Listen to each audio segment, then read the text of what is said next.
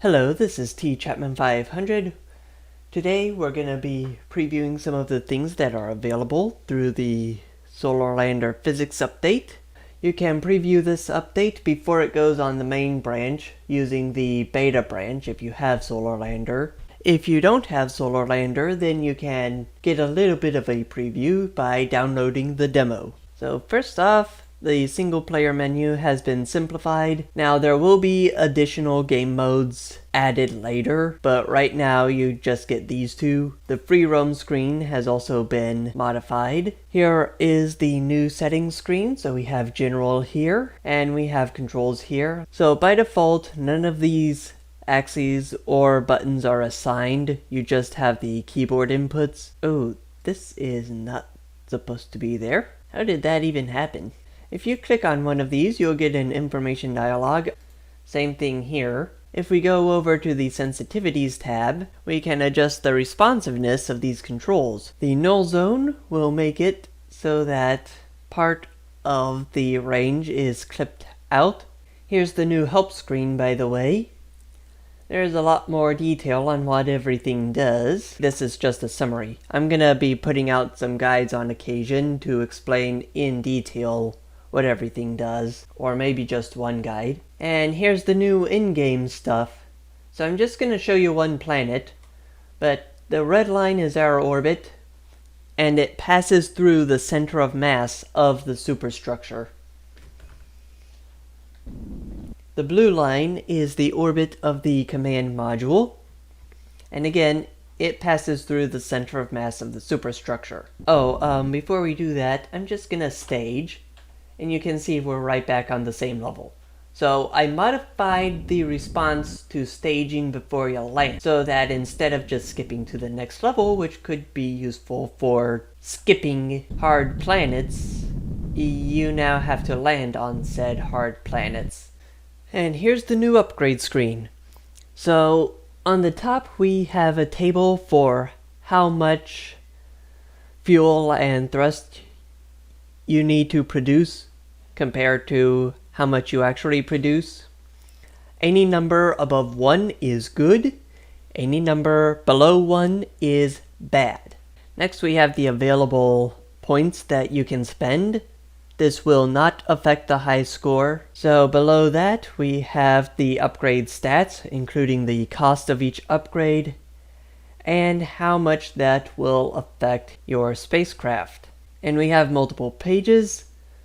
So we can, just like before, upgrade the main engines, the RCS, and the descent stage main engines, and we can also upgrade the fuel cells. Alright, so the highlight of the physics update is going to be how it handles superstructures on large bodies.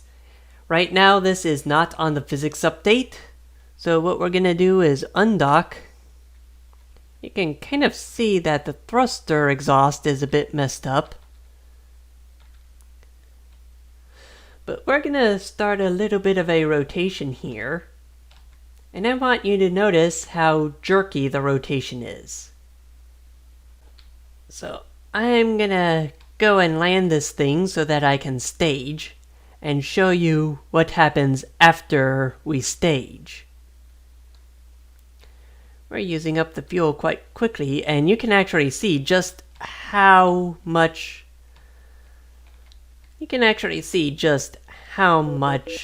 the rotation happens to be jerky when we're docked here, or unstaged. So I'm gonna land, there we go. Then I'm gonna stage. Whoa, okay, perhaps I better get into orbit first. Alright, we're in orbit, and you can see how smooth the rotation is now. So this is because there's only one vessel and not a superstructure of vessels.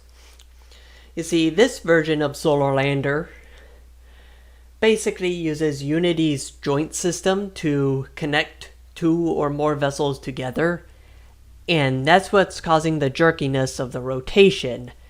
And that jerkiness, as you saw, can get really, really bad. Alright, so here's the same planet as last time. The terrain is a bit different because of the new terrain generator settings. So if we undock and then start in a slight rotation, by the way, the jerkiness of the command module is because of floating point errors, but if we start in a little bit of a rotation, you can see that there's no jerkiness anymore. And the reason that there's no jerkiness when the craft is rotating, even though these are technically two craft merged together, they're treated as a single craft by the game engine. So simply by changing how the superstructures are handled by the game, I was able to remove all rotation jerkiness. Now we can do something like land.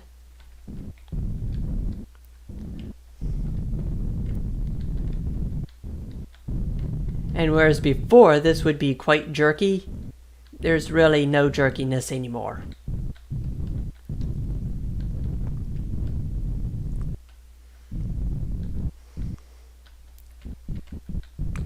Nice and smooth all the way down.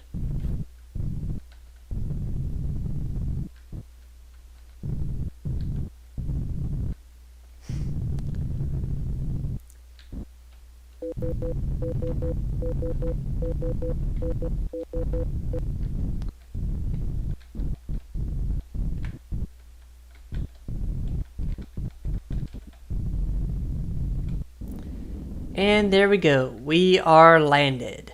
I'm gonna be working on the new trailer for Solar Lander, as well as some new screenshots and some fixes to a few minor bugs that are really annoying me. And also, once I do put the physics update on the main branch, I'm going to put this thing on sale. So if it's on your wish list, look for this thing to be put on sale in the next, couple weeks. Anyways, hope you enjoyed. Don't forget to rate, comment, subscribe, and share, and I will see you in the next video. This is T Chapman 500 signing off. One more thing, by the way, link to my Discord server is in the description. I will occasionally post progress reports on the Solar Landers Discord channel on my Discord server.